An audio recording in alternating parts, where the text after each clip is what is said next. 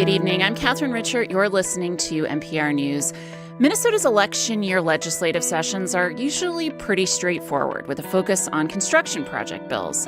But this year feels different. On day one, lawmakers mourned their colleague Melissa Hortman, who was assassinated with her husband Mark last June in an act of political violence. And since that attack, Minnesota's really been through it. A school shooting, investigations into public program fraud, an immigration crackdown that resulted in 2 U.S. citizens being fatally shot by federal agents. With all of these fraught topics on the agenda, we'll talk with a Republican and a Democrat about how lawmakers can tackle tough issues without letting divisive rhetoric get in the way. We want you to join our conversation. What questions do you have about the upcoming session? What does productive political debate and dialogue look like to you? Call us 651-227-6000. Live from NPR News in Washington, I'm Rylan Barton. President Trump delivers the first State of the Union address of his second term tomorrow night. A new NPR PBS News Marist poll shows that Americans are skeptical of how things are going in the country. NPR's Domenico Montanaro explains. 57% of the more than 1,400 people that Marist surveyed say the State of the Union is not strong. That's a 4-point increase from a year ago and includes 8 in 10 Democrats and 2/3 of independents. Republicans largely take the opposite view. With Trump in office, 73% of Republicans say the State of the Union is strong. The splits by education and gender are also notable. 69% of college degree holders say the State of the Union is weak, while those without degrees are split 50-50. What's more, 6 in 10 say the country is worse off than a year ago, and most describe the direction that Trump is moving the country as change for the worse. That presents a political challenge for Trump's State of the Union address in this midterm election year. Domenico Montanaro, NPR News, Washington. A federal judge has blocked part of former special counsel Jack Smith's report on President Trump's hoarding of classified documents from becoming public. As NPR's Carrie Johnson has more on the ruling from Judge Eileen Cannon. Judge Cannon, who was appointed by President Trump during his first term in office, says legal errors in the way the special counsel got his job bar any further action from him. The judge previously threw out an indictment against Trump for obstruction and unlawful retention of classified documents. She says that should have stopped any additional work from Jack Smith, including the preparation of his final report. Judge Cannon says the report likely contains grand jury information, and she says to release it would damage the presumption of innocence that Trump is owed. Carrie Johnson, NPR News, Washington. The Supreme Court has agreed to hear a case brought by oil and gas companies trying to block various climate change lawsuits. NPR's Michael Copley reports the High Court has previously declined to stop local climate cases from moving forward. Lawsuits in various state courts allege the fossil fuel industry misled the public about the dangers its products pose to the Earth's climate. They're aimed at forcing companies to pay for damages communities face from more extreme storms, heat waves, and rising sea levels. The Supreme Court said it will review one such case in Colorado. Energy companies ExxonMobil and Suncor argued greenhouse gas emissions are a federal issue and that U.S. energy policy can't be set through state courts. The Justice Department is backing the energy companies, saying the climate cases could create a tangle of local regulations. Lawyers for the city and county of Boulder, Colorado said the locality is only seeking damages for harms caused inside of Colorado. Michael Copley, NPR News. U.S. stocks slumped today after President Trump ramped up his newest tariffs. The S&P sank 1%, the Dow dropped more than 1.5%, and the NASDAQ composite fell more than 1%. This is NPR News from Washington. Support for NPR comes from NPR stations. Other contributors include the Wallace Foundation, an independent, nonpartisan research foundation collaborating with grantees and partners in the arts, school leadership, and youth development. More at wallacefoundation.org. This is NPR. For NPR News in the Twin Cities, I'm Elena C. The Minnesota Bureau of Criminal Apprehension is investigating a police use of force incident in Brooklyn Center that may be connected to a fatal shooting in North Minneapolis. Minneapolis police say a man released from jail earlier today fatally shot a 14-year-old boy and a 23-year-old man at a family home, then fled to Brooklyn Center. Brooklyn Center Police Department says officers responding to reports of a man with a gun outside a shopping center confronted and then shot him. The officers are on critical incident leave. A group of Minnesota religious leaders today sued the Department of Homeland Security for blocking them from visiting immigration detainees at the Whipple Federal Building. Matt Sepik reports. The United Church of Christ Minnesota Conference and the Minneapolis Area Synod of the Evangelical Lutheran Church in America allege that DHS is violating the religious rights of detainees. Irina Vaynerman with Groundwork Legal is one of the plaintiff's attorneys. To be able to receive pastoral care is incredibly important for individuals to be treated with humanity instead of being treated like inventory. Following a similar lawsuit from a Roman Catholic group, a federal judge in Illinois ordered DHS to open its suburban Chicago detention center to clergy in time for Ash Wednesday last week. I'm Matt Sepik, Minneapolis. 3 Minnesota Wild players will be rejoining their team this week as newly minted Olympic gold medalists. Brock Faber, Quinn Hughes, and Matt Boldy all saw time on the ice in Sunday's overtime win against Canada. Teammate Marcus Foligno watched that game back here in Minnesota and said he is looking forward to having the trio back with the team as they all push toward the NHL playoffs. Confidence is a big thing. You can just see it in guys that have it, and it seems like every time they touch a puck, it's doing something dangerous. So we just hope they keep rolling, come back here excited, and a chance to keep winning. The Wild resume play on the road on Thursday. The Minnesota Frost, with their own Olympic gold medalists from the U.S. women's hockey team, resume PWHL play on Sunday. This is NPR News. Programming supported by Boulay Wealth, an SEC-registered investment advisor. Boulay provides integrated financial, investment, tax, estate, trust, and business strategy planning. Learn more at boulaygroup.com/wealth. It just makes sense.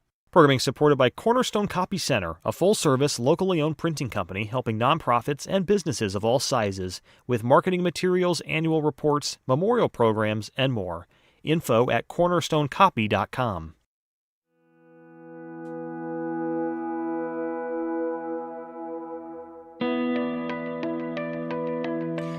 Good evening. I'm Catharine Richert. You're listening to NPR News. If you follow Minnesota politics at all, you'll probably remember that our election year legislative sessions usually focus on construction project bills. But the 2026 session already feels really different. Legislators gathered in St. Paul for the first time last week since their colleague Melissa Hortman and her husband were fatally shot in an act of political violence last June. Their colleague, Senator John Hoffman, and his wife were also shot, but they survived. Since then, Minnesota has been through some other extremely challenging events. A school shooting at Annunciation Catholic School in August, investigations into large-scale fraud of some of the state's public programs, and more recently, a federal immigration crackdown that resulted in thousands of detainments and the federal shooting of 2 U.S. citizens by federal agents. All of those issues will be front and center this session. Democrats want to focus on recent federal immigration enforcement. Republicans want to focus on fraud. Gun laws will be discussed too. And with all these very fraught topics on the docket, it's hard to imagine that vitriolic political rhetoric won't come into play. So tonight, I'm talking with 2 legislators, a Republican and a Democrat, who say civility can go hand in hand with politics. We'll talk to them about how lawmakers can tackle tough issues without being divisive. And we want you to join our conversation. What does productive political debate look like to you? And what would you like to see your legislators do to take down the political temperature? Give us a call at 651-227-6000. Now I'm going to introduce my guests who are both with me in studio tonight. We have State Senator Zach Duckworth. He's a Republican from Lakeville. He's also the co-chair of the legislature's Civility Caucus. That's a group of Republican and DFL lawmakers who meet regularly to socialize and find common ground. Thanks for being here. Thank you for the invite. We also have State Representative Sandra Feist. She is a Democrat from New Brighton and co-chair of the legislature's Civility Caucus. She is also an immigration attorney. Thanks for being here. Yeah, thank you so much for having me. Huge fan of this show. Oh, thank you so much. We'll take all the fans we can get. So just to start, I want to talk about 2 things that happened in the legislature last week. First week of the session, we're going to play 2 clips. And this is going to start with Senator John Hoffman, who I mentioned at the top of the hour, again, along with his wife, Yvette. They were shot in the early hours of June 14th, 2025, but they survived. And on his first day back in the Senate, he asked his colleagues to focus on people's humanity this legislative session, despite their differences. Here's what he said. This is not a weakness. It is a strength. It is a proof that beneath our disagreements, behind our election certificates, we still recognize one another as human beings entrusted with serious responsibility. And that responsibility is to lead our neighbors and communities with diligence, respect, and humility. It requires restraint and listening, even when it's uncomfortable, but especially when it's uncomfortable. The people of Minnesota are not asking us to be harsher. They're asking us to be steady. They're not asking us to win debates. They're asking us to solve problems. They're not asking us to make the best speeches or get the most clicks. They're asking us to lead. Now here's a clip from a few days later during a House floor session. Just to set the scene a little bit, Democrats were trying to make a procedural move that would bring a bill to the floor that would effectively allow the Minnesota Bureau of Criminal Apprehension to be involved in the investigation into the fatal shooting of Alex Preddy. They have previously been blocked by the federal government in doing so. And during this floor session, Democrats gave speeches about their interactions with ICE, their thoughts on what had been happening during the immigration crackdown. And Republicans spoke about their concerns that people were being encouraged to protest by elected officials, and they argued that federal agents needed to be encouraged to do their jobs effectively. There was booing, there was laughing, people were interrupting each other, and this was really happening kind of from both sides. So I want to play a clip now from Republican Representative Walter Hudson, who's speaking.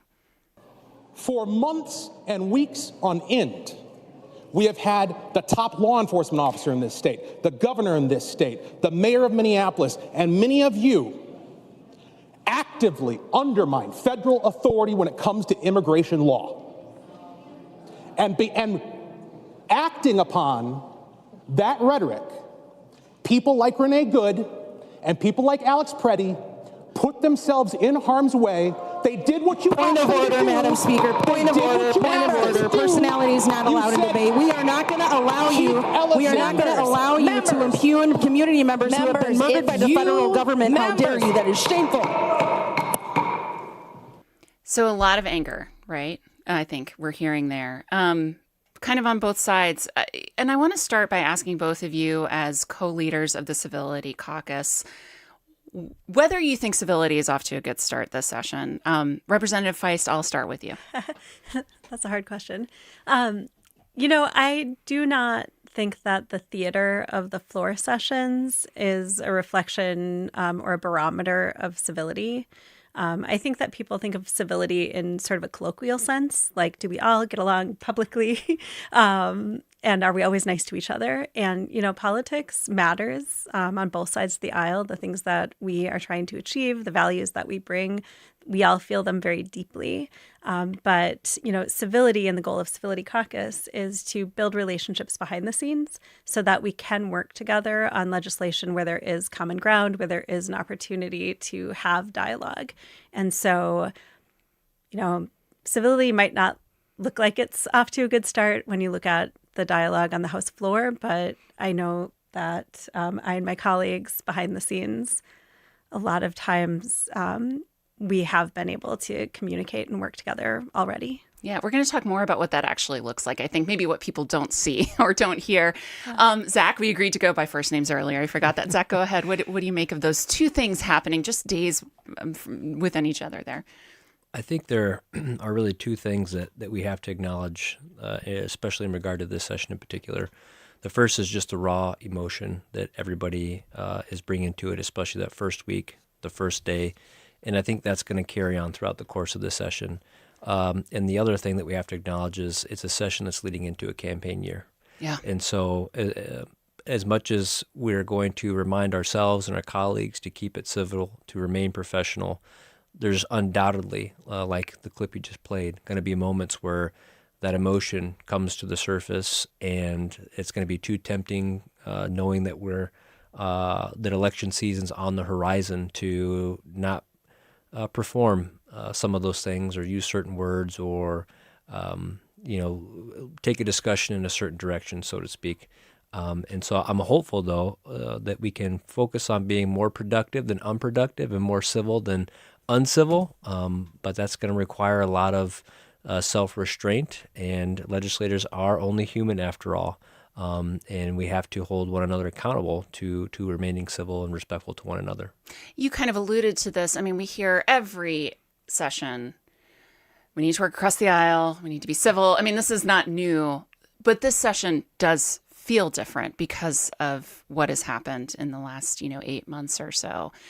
Do you think that the pressure to be more civil is higher right now because of what happened to Senator Hoffman, because of what happened to Melissa Hortman, and because the issues that you guys are going to be talking about are, like, in some cases, a matter of life and death, as we've seen? I'll go ahead start with you, Zach. Sure. Well, I'd like to think so. I'm a very optimistic person by nature, though, so I don't know what I'm doing in politics. Just kidding.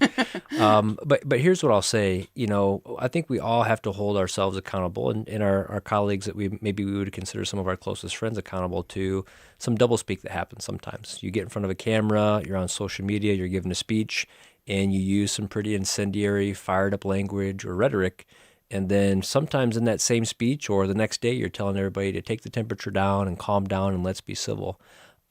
In reality, we cannot have it both ways. We either have to make the commitment to be civil, to use respectful, professional rhetoric and language and encourage everybody publicly to take the temperature down and agree, but with kindness and understanding, or not. And people are smart enough to know and recognize when somebody is saying one thing and doing another at times. And all parties are guilty of that.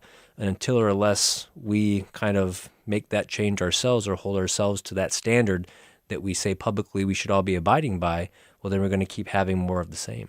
Right, but the infrastructure doesn't make it easy, right? You've got big political donors, you have social media, you have really vitriolic rhetoric coming from the highest levels of politics, too, which I can imagine makes it really challenging to walk the walk. Sandra? Yeah, I mean, I would say that the pressure to be uncivil right now is greater than the pressure to be civil. Yeah. And it's not almost a reward. Yeah. But I really do passionately believe that you can be a good advocate for your position and for your bills and do it in a way that does not feed that monster. I'm thinking of a specific bill that was presented last year before a committee that I was on, and it was a bill that was kind of anti a bill of mine. It was like the anti-Sandra bill. And so I was prepared. Official name. Yeah.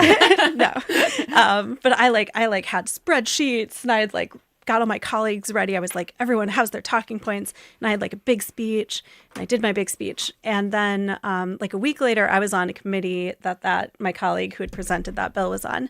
And it was like a grilling of me on that other committee. And afterwards, we were walking out at the same time, and I was like, you missed your chance to lay into me and ask pedantic questions. And they said, well, actually, my kids were watching the hearing the other week, and they said, that girl with the red hair is really nice. So he's like, I didn't mind. And I didn't pull my punches. I made my points, but I did it in a way that wasn't dehumanizing. I don't know. I mean, I felt really passionately, but I feel like there is a way to do our work. And it takes getting to know each other, right? Which is what the Civility Caucus kind of focuses on. The first time I talked to you almost a year ago, I was working on a story about the Civility Caucus, and you just talked about actually learning each other's hobbies. What do you like to do outside of the legislature, which one might think happens naturally when you are spending so much time with these people, but it doesn't, right? Well, one of the first questions I got asked shortly after getting into the legislature was, well, it's got to be so different because of COVID and how you're operating. And a lot of the other legislators that have been here for a time had said, yeah, we're not getting the same opportunities to build those relationships with one another, et cetera. And so I think there has been sort of a move away from that, whether purposefully or on accident, in trying to have things like the Civility Caucus, which provides those opportunities for us to build those relationships with colleagues, to get to know each other on a personal level, is key. It's really hard to take a low blow at somebody when you know and like them, personally, in addition to professionally. And I think that's one of the things the Civility Caucus is trying to address. Yeah.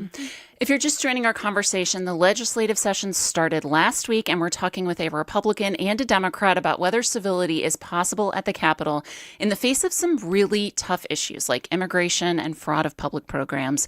We want to know what productive political debate and dialogue looks like to you, what you'd like to see your legislators do to take down the political temperature. Give us a call at 651-227-6000 or 800-242-2828. We have DJ in Minneapolis on the line. DJ, what do you want to share with us? Well, I think that it is possible to have civil discourse, but I don't know if that's what I want. And I don't think that's what people necessarily want. We have people who are dead because of because of rhetoric, specifically coming from one party. Like, let's be real. If civility is making this pretend game that both parties are equally to blame, that's not civil. That's just living in a fake reality where, like, Republican side, conservative people are pulling triggers. And I don't necessarily want civility. I want lawfulness. I want things to be very lawful, but I want truth spoken. And if that is offensive, if that is seen as not being civil, well, then I don't want civility, because I want some accountability for the violence that is coming, for the bodies that are dead in the street, specifically from the Republican side who are stoking the flames with rhetoric. So civility is great. We've had civility in the past. It's led us to this point, and I think it's time to maybe stop being so polite. Okay. Thank you so much, DJ. I mean, I do think that this gets at a question that I think about a lot, which is when the issues are as tough as they are and people are scared and they're really angry, is civility kind of a double-edged sword in the sense that it's hard to make progress in either direction doing it? And we'll start with you, Sandra, and I want to hear what you think too, Zach. I think the question is, what are your goals? Yeah. And I think that there are roles for different legislators to play. And there are legislators who are powerful communicators, and their role is often on the House floor to make it clear what our values and our priorities and our beliefs are about the current events. But there is a role that is very important for legislators to play when they're working behind the scenes to get legislation passed. For example, this year I plan to focus a lot on surveillance technology. That has been used in the immigration... That has been used in the immigration context, but also is used in many contexts in a way that has been found unconstitutional in other parts of the country and is really, truly problematic. And that is an area that is truly bipartisan, and it's an issue that is really relevant right now in the immigration context. And we can't pass legislation like that without bipartisan collaboration. And it's an issue that has historically been bipartisan. So if you want us to all yell at each other really loud, we can do that. And I won't feel good about that at the end of the session when we've passed no laws and we haven't passed a bonding bill and invested it in construction across the state. But if you want to actually pass laws, which is our job, then we are going to have to work together. Yeah, and just to make the point, with the bonding bills, that actually the vote threshold is even higher, so that bipartisanship is particularly important. Zach, I mean, I think this is an important question, right? Like, how do you stay true to your political values, what you stand for, and not, weaken things so much that you actually don't get anything done? And stay Minnesota nice. Yeah. No, I would just say I really appreciate DJ's sentiment and where he's coming from, because I've had plenty of conversations with folks, and it can depend upon the topic, but emotions run high. There's serious topics. In his examples, people are getting hurt and even losing their lives. And it is very tough to look someone in the eye and say, I need you to stay civil. Yeah. In that scenario. So I get where he's coming from, and I appreciate that. And I would say DJ did a great job making his point very civilly.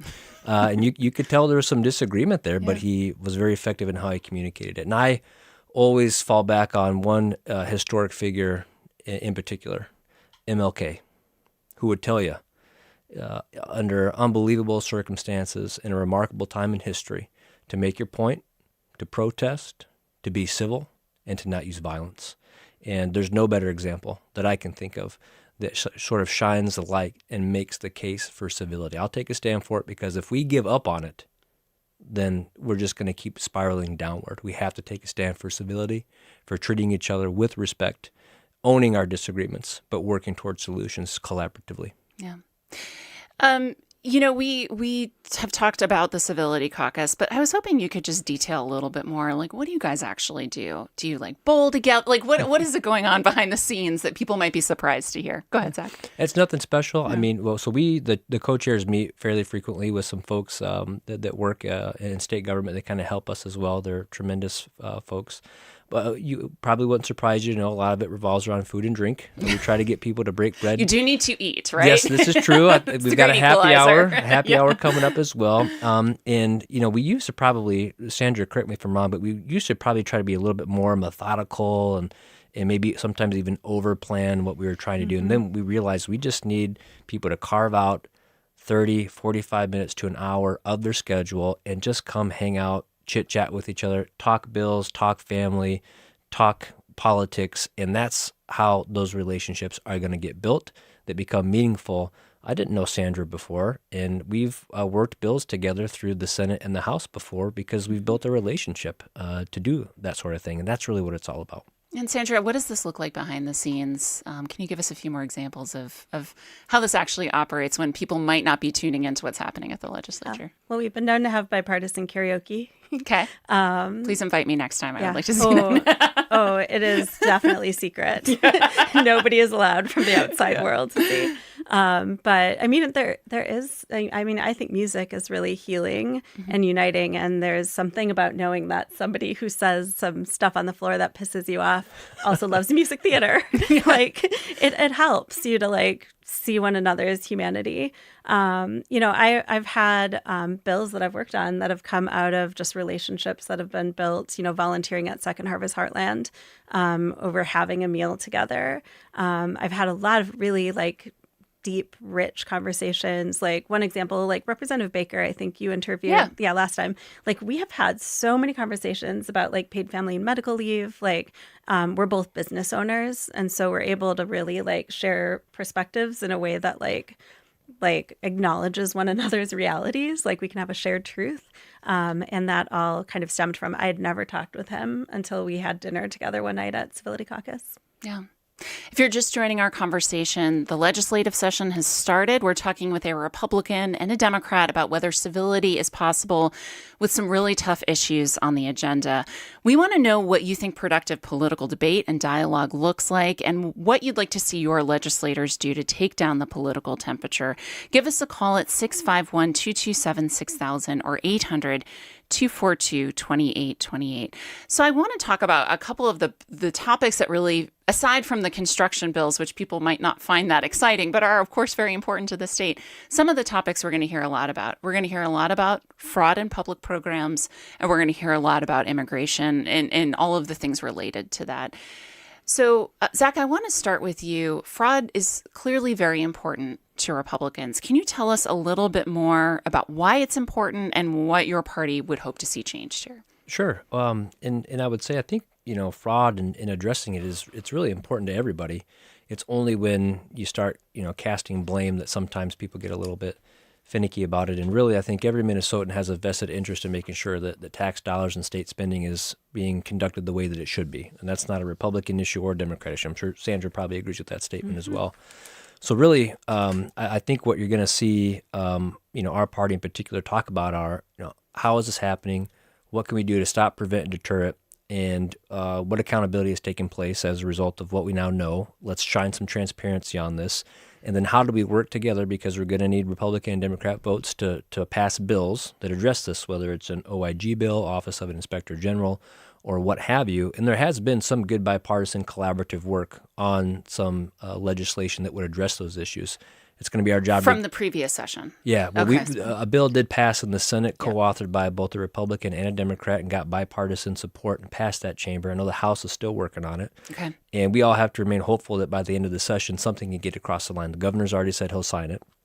And so it's important. I mean, when you're talking, however many billions of dollars ultimately ended up in fraud, and we look at what that could mean for our public schools, what that could mean for healthcare, what that could mean for you name it, that's a pretty that is a significant amount that could help a lot of people. If we can stop it, address it, and allocate those dollars elsewhere, not only can we keep people's tax burden low, we can get the services to those that actually truly need it.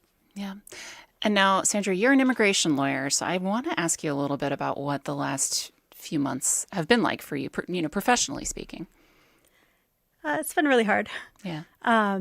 It's very hard to be directly working with people who are being taken, whose family members are being taken, and then also working as a legislator to represent my constituents, which includes Columbia Heights. Sorry, I'm feeling like lots of emotions. It's okay. Yeah, a lot has happened there, and I think people will understand. Yeah. Yeah. So yeah, no, it's been hard to balance it all, and that's why I've decided not to run for re-election. Is I feel like I need to be an immigration attorney in this moment. Yeah.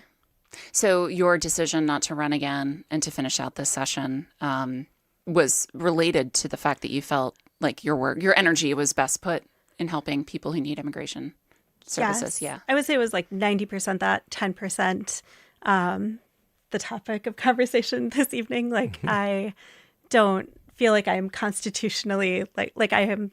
I just want to get along with people, not like I just need to get along to get along. Like I have strong opinions, but like I feel like the institution wants us all to really have very negative relationships with one another, and it's just not how I am. So yeah. I mean, say more about that. It feels, we talked about the conscious decision every day to be more civil with your colleagues, to see their humanity, to at least try to empathize with why they feel so passionately about whatever the issue is. But it does feel like the infrastructure doesn't reward that. I mean, what changes do you think need to happen sort of on the macro level to normalize the type of dialogue that we're talking about tonight? Well, there is this really interesting congressional study at the federal level that looked at just structural ways that we can get people to work together better. And there are basic things like seating arrangements. Right, because the chambers are actually divided by party. Yeah, right? And also the committees are usually one side facing the other, which has been shown to create an adversarial dynamic. So there are just structural things that we could do to create more partnerships and a better, less toxic dynamic. I think there's a lot that we could do. I know I won't have this opportunity, but I always said if I was in leadership, people wouldn't get a gavel unless they came to Civility Caucus. I think it's really important to the health of an institution. And so, that's something if leadership buys into what we're trying to do here, that would help. But I mean, I think you don't get to leadership unless you're you're really into the partisan battle. Yeah. And I think that's unfortunate. Yeah. So going back to the topic of immigration, there's a slate of bills already out of the gate that would address what's been happening in one way or another. What are you hoping your colleagues, really in both chambers, will understand? What do you want them to understand, especially from your perspective of someone who's very much been on the ground on this issue? Yeah. Well, I think that we all should care about the Constitution, our Fourth Amendment rights, our Fifth Amendment rights, our Sixth Amendment rights, all the rights, First Amendment rights, all those rights, they matter. And I believe they matter to all of us. And so, I have a number of bills relating to our Fourth Amendment rights to privacy, our rights from unreasonable search and seizure. And that's something that has historically been very bipartisan. And so, when we look at these issues, they might right now be impacting immigrants in our state, and that might not be a priority for all of my colleagues. But I do believe that, freedom from a tyrannical federal government, that should be a priority for all of us, because right now, it's a Republican in charge, it could be a Democrat in charge, and I don't think anybody should want the federal government to have and abuse the powers the way they have over the past month. Now, Zach, I recall right around the time that Alex Preddy was shot, you were among a handful of Republicans who, and I want to make sure I'm getting your words correct here, you said on social media we're long overdue for a tactical pause. You were arguing in favor of letting the Bureau of Criminal Apprehension be involved in the investigation into that shooting. Did you have any concern about, being a little bit of an outlier, speaking out as early as you did about what was happening?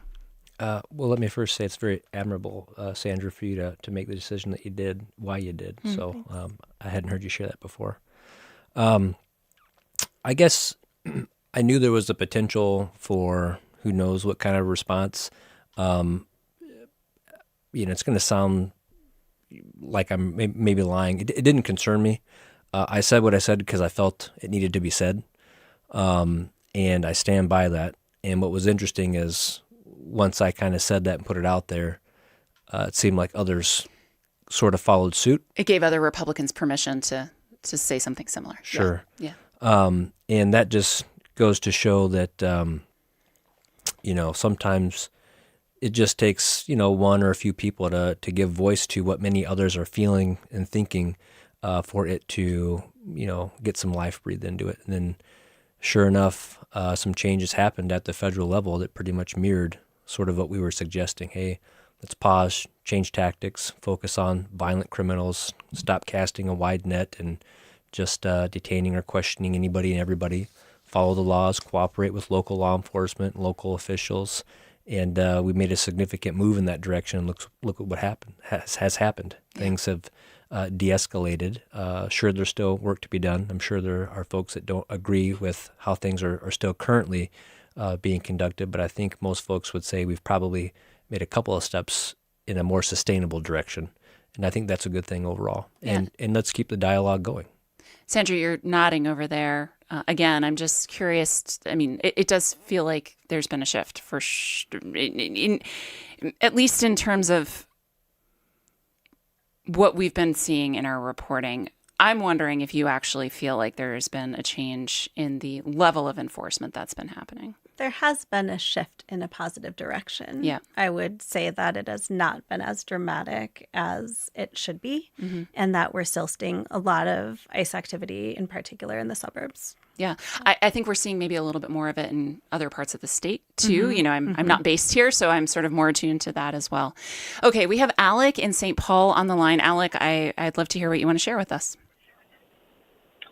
Hi, thank you for having me. I just wanted to very briefly share my own thought as an immigrant who came to this country legally, and I have been interacted with a lot of immigrants. All of them came legally to this country.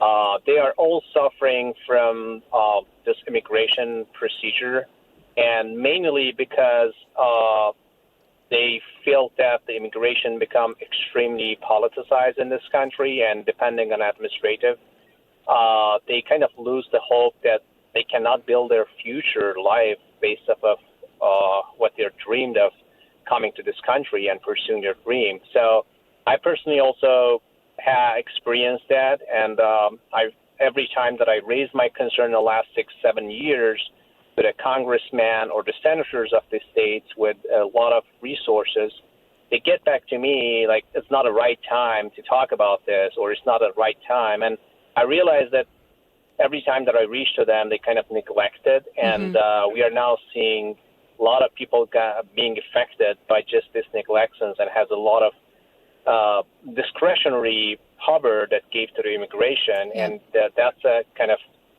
I think that's the biggest zone that law need to be modified, and instead of putting a Band-Aid, like every time we talk about immigration, there's like a small Band-Aid that we put it on and lasts for a year or two, and then next administrator comes and like rehauled everything. Yeah. Right. I mean, a lot of this is the byproduct of an old federal immigration system that I think a lot of people agree needs to be changed in various ways. Sandra, you're nodding your head here. Vigorously. Yeah. Yeah. I mean, the word I always use is atrophied. Our immigration laws have not been proactively updated since 1990. The economy is different. The world is different. Technology is different. And, our workforce needs, our healthcare needs are totally different. And we could and should be using our immigration system to meet those national needs. And it's a travesty that we have not. Yeah. All right. We have David in Duluth on the line. David, what do you want to share with us? Yeah. I just want to share that I think civility is possible because I don't see any other option. And two callers previously, I think that's what makes me the most nervous is when people feel like civility is not an option anymore. And there's violence coming from both sides, both parties, or both, liberals, conservatives. And I think that if we're just going to keep that kind of rhetoric up, then that just makes the civility, the lack of civility, even more pronounced. And I just don't see any other option than being civil, having the conversation you're having right now. Yeah. And just talking about how you can come together and how we can even just get along and be friends with other people we don't agree with. And I think that's so important what you're doing now, and that's why the 2 callers ago, I think that's the problem, is people feel like that, and that's why we're in this situation. People think that my way or the highway side, and it's just hard to hear that from my fellow Minnesotans and Americans here. And I think I heard in the last 2 callers too, just a feeling of like what other, much like you just said, I don't see any other option than being civil. I think what we heard from the other 2 callers was, I don't see any other option than being uncivil because things are, in their view, so bad right now. I mean, Zach, what do you make of David's comment here? Well, David from Duluth, I think you're spot on, and it's what was interesting is yesterday there was quite a cause for celebration with the men's U.S. hockey team winning gold.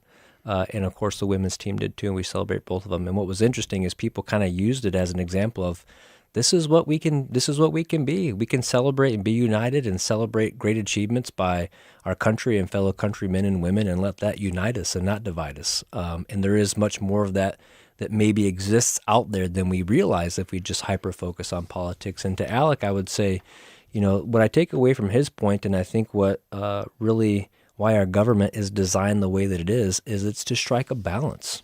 We talk about immigration, and I'm just a lowly state senator. I don't make federal laws or legislation, but what I've realized is I and my constituents have to deal with it and the good and bad that come with it. And I used to call, if the chamber was divided, I'd call it divided government if it was Republicans and Democrats. Now I refer to it as balanced. It's balanced government.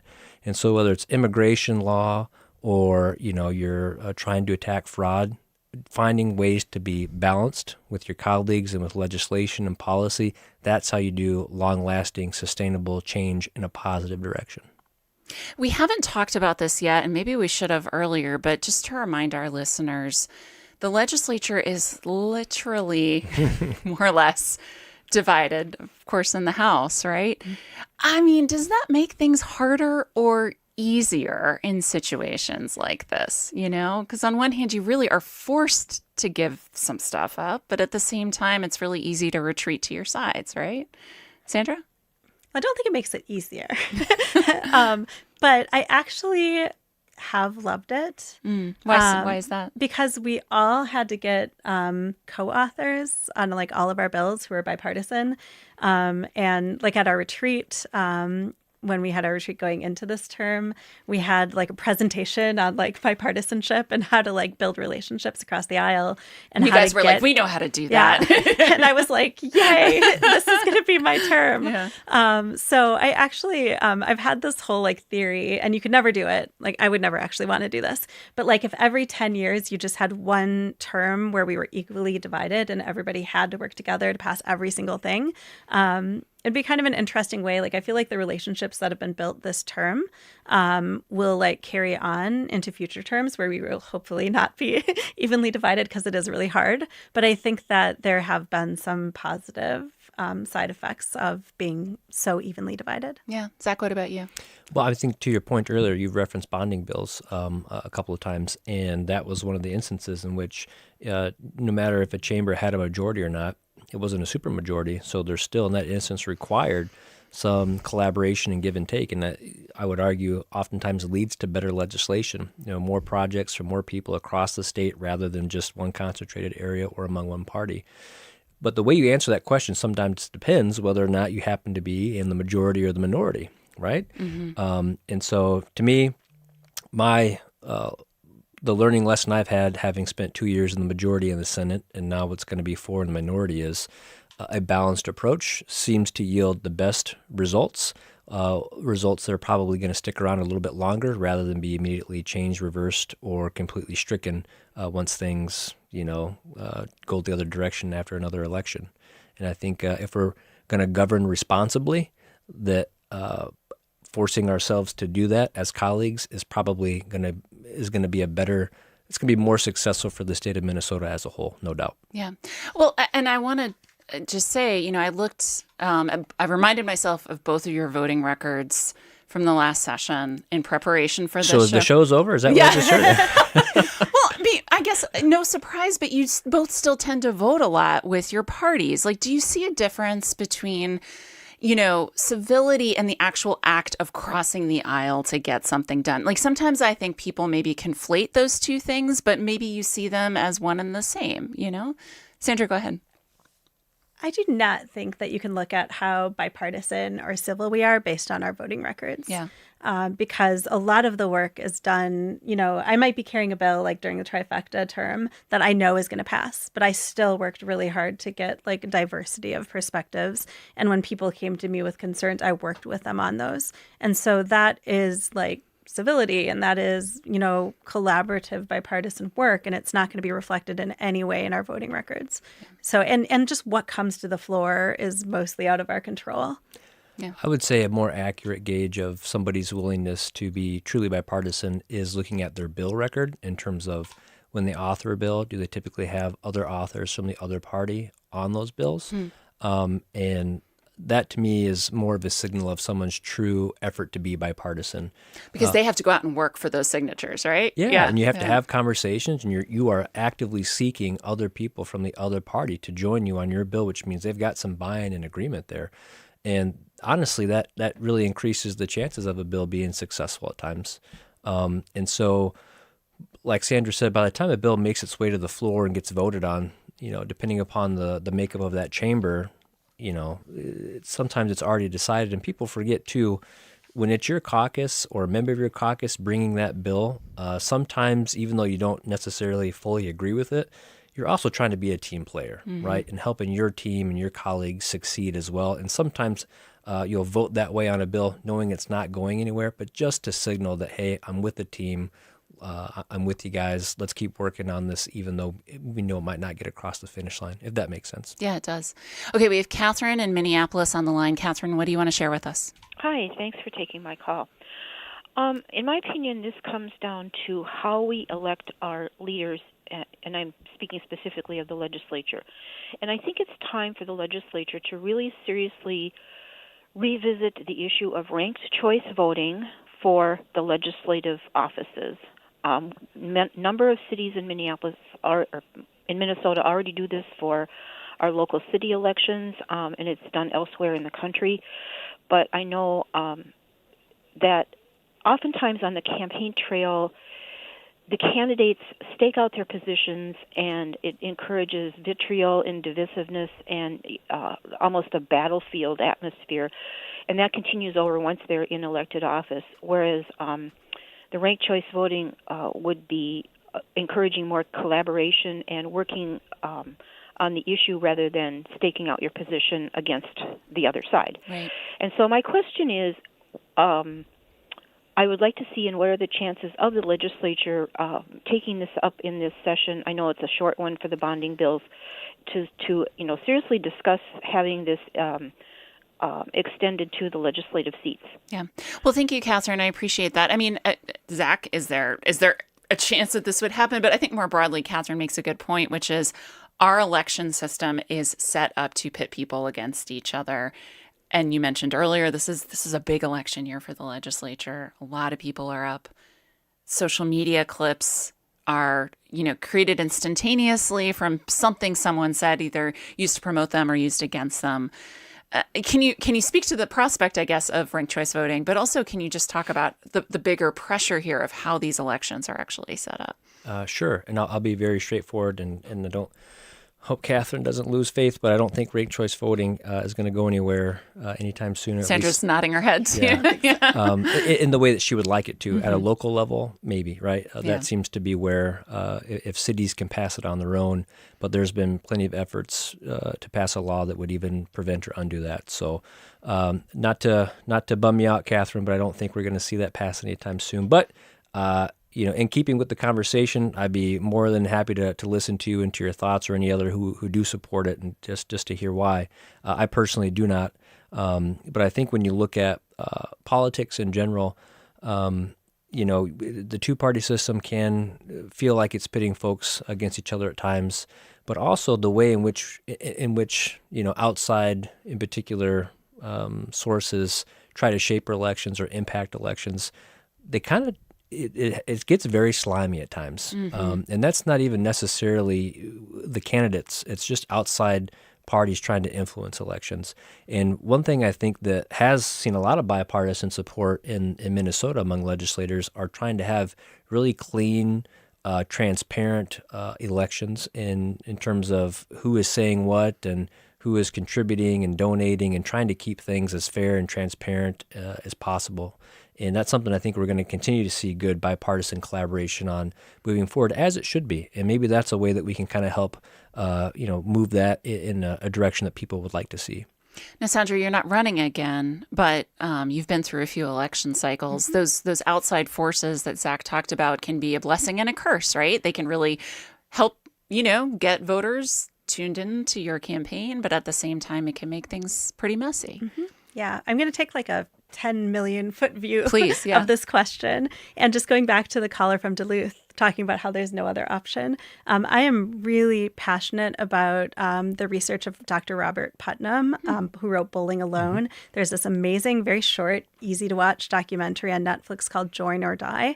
And he talks about how like the decline of like civic participation in groups like Rotary, like Kiwanis Club, correlates directly with the health of a democracy. And I think that if we are together in community across party lines more, then we will all be collectively less susceptible and less interested in that type of sort of targeted negative rhetoric on the campaign trail.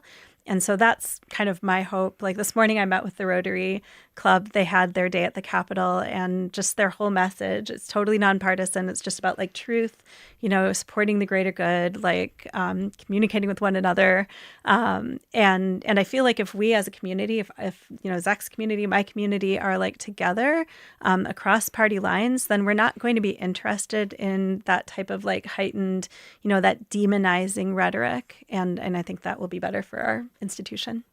I think we have time for one more caller here. Mike in Lakeville. What do you want to share with us, Mike? Yeah. So, Chris, we can call you Zach. Yeah, go ahead, Mike.